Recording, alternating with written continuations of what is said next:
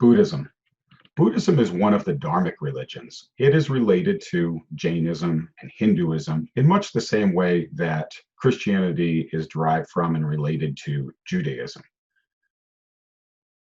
Before we begin, remember that in looking at religions, we want to look for certain common elements that almost all religions have: a founder, a symbol, sacred scripture, sacred language, sacred color, sacred space, creeds, rituals, ritual leaders, a concept of miracles and magic, and a concept and an understanding of time itself. In this picture of the Buddha, you can see the elements of Hinduism that are imbued in the illustration. The lotus throne, if you will, the mount, to use the term in Hinduism for the depiction of the avatars of the gods and goddesses. And also note that in Buddhism, like Christianity, there are auras or halos that signify enlightenment. And in this particular, the enlightenment at the Bodhi tree that becomes known as the Buddhist tree. So what is Buddhism? You know, Buddhism is actually not really a religion by traditional definitions, because religion is a set of beliefs about the experience with the divine. There's no deity per se in Buddhism. The Buddha himself is not a deity. He is not a god. In Theravada Buddhism, there might be some elements of deification, but in Mahayana Buddhism, in Zen Buddhism, Buddha is a man. Buddha is an enlightened man, and therefore his path is achievable for all of us. Buddhism is a way of trying to end suffering and achieve enlightenment that was first developed by a man named Prince Siddhartha Gautama. And Siddhartha Gautama grew up in the northeastern part of what we would call India today. He grew up Hindu. He grew up in the warrior caste. His father was a king. As I said, he's a prince. And he had this experience, which I'll talk about in a moment, that led him to enlightenment. In fact, enlightenment or awakened in Sanskrit is Buddha or Bodhi. So you can see the origins of the term as well. As I said, he was born into the warrior caste. He probably lived around 600 BCE. At the moment of his birth, there was a prophecy. So again, a similarity with other religions, right? There was a prophecy that your son will either be a great military leader or a great religious leader. And because of that prophecy, according to legend, that Siddhartha Gautama's father tried to hide him from the world so that he could come of age and be a great warrior and a great king. So ironically, though, it was that deprivation, that hiding of Siddhartha in the palaces, the summer palace and the winter palace, given that constant life of luxury, that in many ways set him up for that stark experience that he had at the age of 29. And again, think of that age, 29, 30. It's the age of Moses. It's the age of Jesus of Nazareth. It's the age of the Prophet Muhammad. That there's something about this almost midlife crisis that we would use in today's terminology, but that there's a moment of epiphany that comes with a lived experience, and that then leads you to the path of enlightenment. So, as I said, around the age of 29, Siddhartha Gautama left the palace. He snuck out, and he had this experience, which we call the four visions.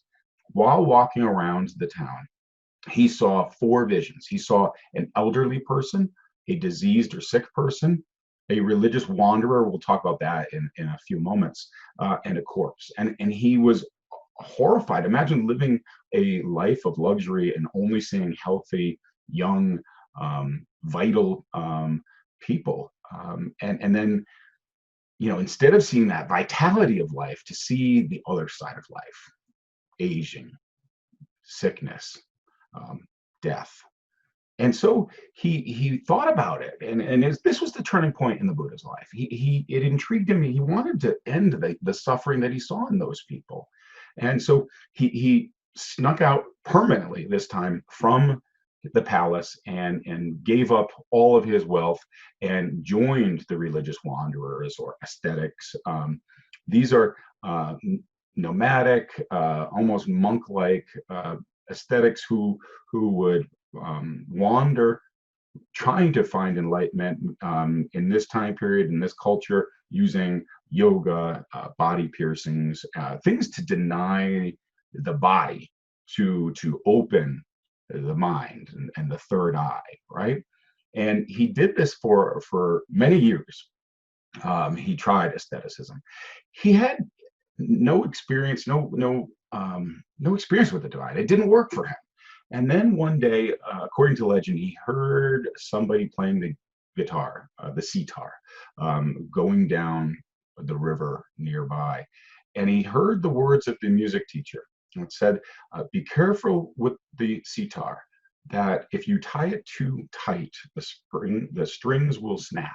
But if it is too loose, it will not play. And this became his epiphany. This is the middle way, that you don't deny your entire body like aesthetics do, but you don't indulge your entire body like the seven deadly sins in Christianity, right? Gluttony. That there is a middle way between these extremes.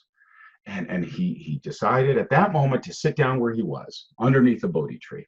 And he sat there and he refused to move until he had understood how to end suffering, samsara, moksha, how to find enlightenment.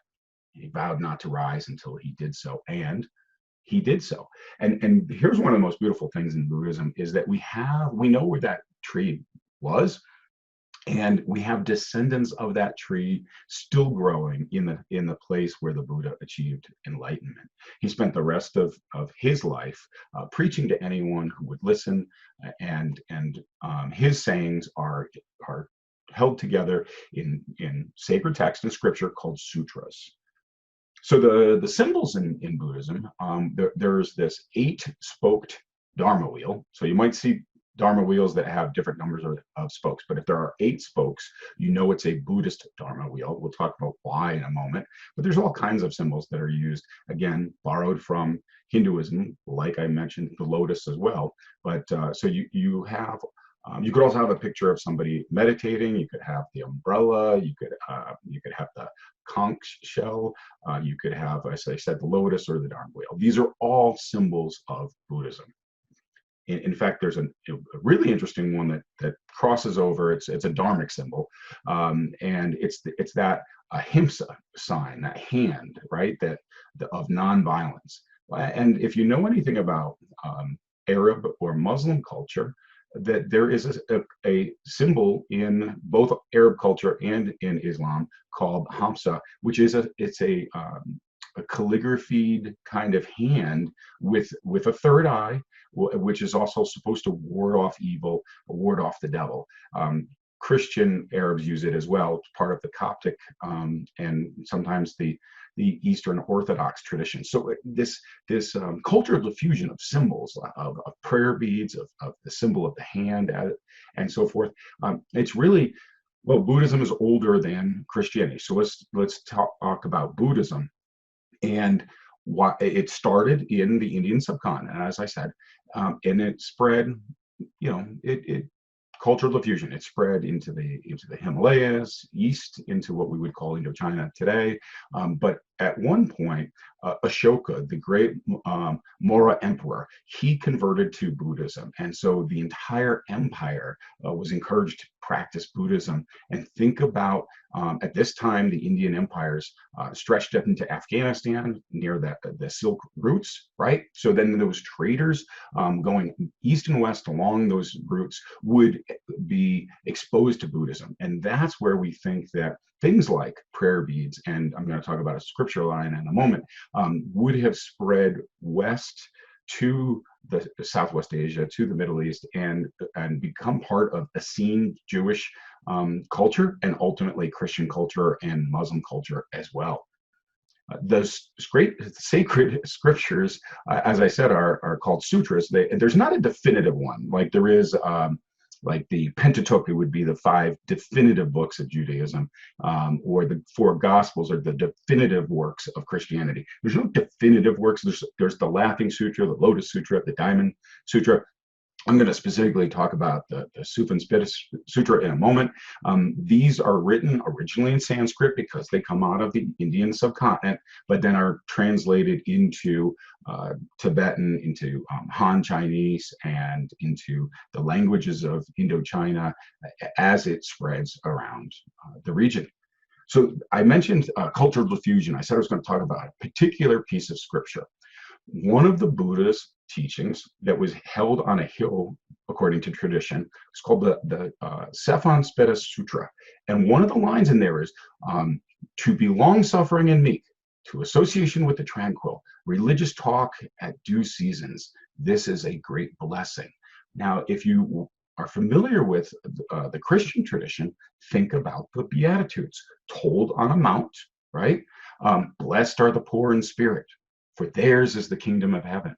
That these ideas spread across the region along the Silk routes and inspired the Essenes in the Jewish communities, and ultimately, therefore, Jesus of Nazareth and the Christian scriptures as well.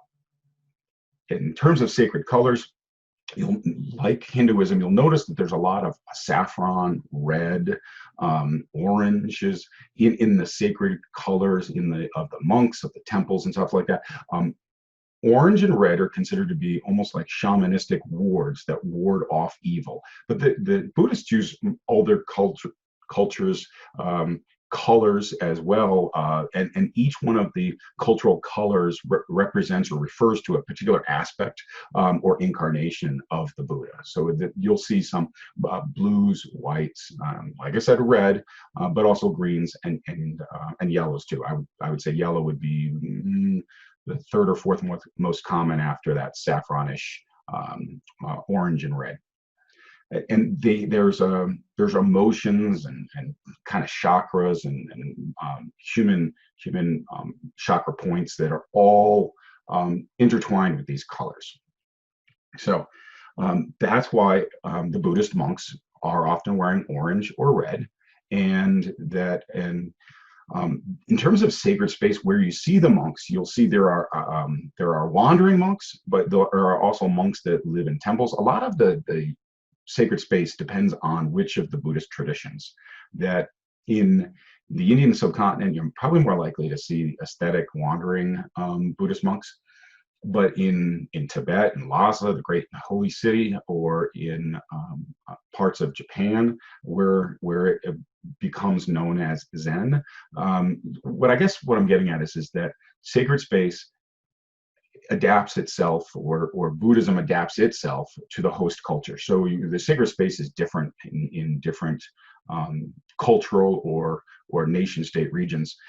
In those monasteries, you'll see collections of monks, and it's a beautiful experience to be able to visually to see that, but also the chants, that Om, right? What we talked about when we discussed Hinduism, that universal chant of Om.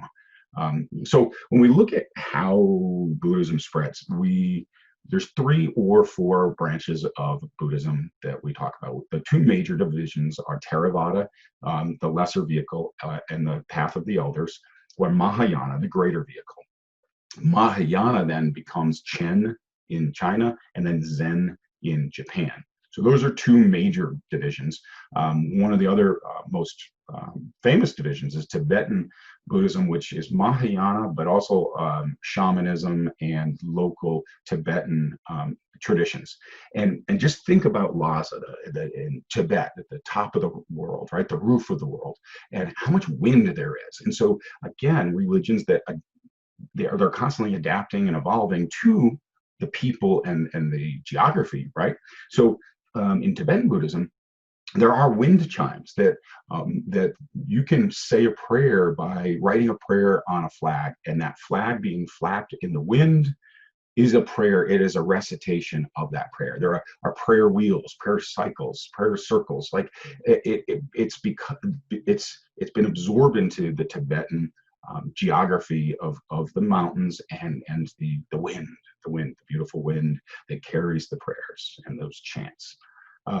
The Dalai Lama is the 14th incarnation of the Dalai Lama. His name is Tenzin Gyatso. And so that is an aspect of Buddhism specific to Tibetan Buddhism. That in Buddhism they do believe in reincarnation, and that enlightened people can choose, bodhisattvas can choose to not enter nirvana and stop the cycle. They can choose to stay with us as teachers and guides. And so as Buddhism has spread all over East Asia, South Asia, in terms of architecture and sacred space, they've adapted as well. So you might see Buddhist temples that have Jain symbols on top of them. For example, there's a very famous temple in Korea that has what a Westerner might think is a giant swastika on it, but it is, again, a Jain dharmic symbol of meditation. Okay, and in China, where Buddhism becomes known as Chen, you'll see here's an interesting thing. If you have any trouble differentiating architecture between China and Japan, think about this: that Japan is an island, an archipelago, right? So they have less land, they build more vertically. And so if you see an East Asian temple and it's wide, it's more likely to be Buddhist, in this case Chen. And if you see a Japanese pagoda that's vertical, again, think less land space, more likely to be a Zen or Japanese shrine structure. In Buddhism, unlike Jainism and Hinduism, all of a sudden we're emerging. It's a later religion, right? What emerges is these more doctrinal, like elements of terms of they talk about the 3 marks of existence, the 4 noble truths, the 8-fold path, the 5 precepts, and the 3 jewels. So let's talk about these. The 3 marks of existence are the suppositions, if you will. The first supposition is that there is no self. Okay. The second supposition is that life is constantly change, that there is no difference between the flowing and the river and the flowing. It is all one, it's all constant change. And then finally, the most important tenet of Buddhism is that suffering is unavoidable, that life itself, existence, is a form of suffering. Here's an interesting thought. Think about the greatest present you ever got, or one of the greatest experiences you ever got. At some point it ended. Think about if you fell in love, but then at some point maybe the relationship ended. Maybe it didn't end. Maybe you were in love with somebody for decades, a long marriage, but then the person dies. All positive things carry in them inherently, in the human experience, suffering. And that's what the Buddha was trying to get at, is how do we end suffering? So if all life is suffering, and now I'm going to talk about the 4 noble truths. So that the first truth, and you have to take them in order. The first truth is that all life is suffering. Suffering is caused by greed and desire. Okay, so there's positive desire, right? Like love, infatuation, affection. So all of this is tied to suffering, though, because ultimately that pleasure will end. Here's where the Buddha starts teaching. He says, but it can be diminished. That there is a way, and if you follow the 8-fold path, then that's the way to break suffering.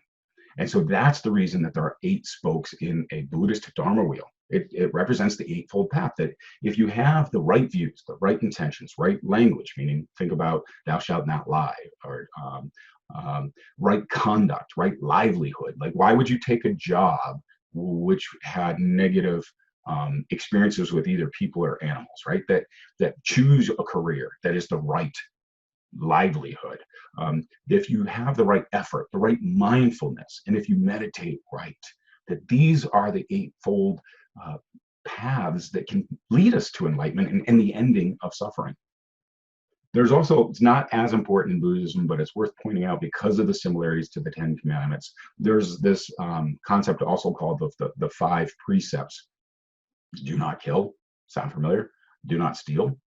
That sounds familiar. Do not engage in sexual misconduct. Also familiar. Leviticus. Think about that. And do not commit adultery. 4. Do not use false speech. Also part of the 8-fold path, but it's also, again, thou shalt not lie. right? And fifth, do not take intoxicants, meaning things that would negatively alter your state of consciousness. So the Buddhists generally don't drink alcohol, although in some elements, particularly in Tibetan Buddhism, there might be tantric use of alcohol and tantric use of sexual activity for the goal of achieving enlightenment. In Buddhism, they say, this is how you convert to Buddhism. You recite the three jewels. I take refuge in the Buddha, I take refuge in the Dharma, I take refuge in the Sangha. The Buddha himself, the wheel and the laws, and the Sangha, the Buddhist community. These are the three jewels of Buddhism. In Buddhism, Theravada Buddhism does have understandings and relationships with magic or miracles. Mahayana is really more internal. It's about the personal miracle of enlightenment. And Buddhists would tell you that if you search for yourself, again, remember, ultimately you'll realize there is no self. And that's part of the path of enlightenment. And Buddha, very similar to the Prophet Muhammad and the Prophet Jesus of Nazareth. Buddha and Muhammad, neither one left a successor, and so there were splits in their traditions. And then Jesus and Buddha both had a unique birth and prophecy sequence. They had that aesthetic phase that they went through, a dark night of soul, which the Prophet Muhammad had as well, nonviolent, anti-materialistic, and again, that cultural diffusion, the fact that literally the Suvanspeeda Sutra finds its way into the Christian scriptures in the Beatitudes, right? So Christianity and Buddhism, they've been spreading around the world.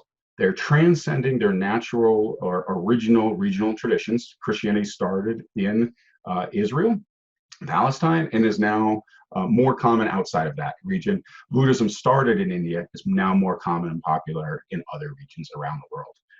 So this is the introduction to Buddhism. I hope it was enlightening.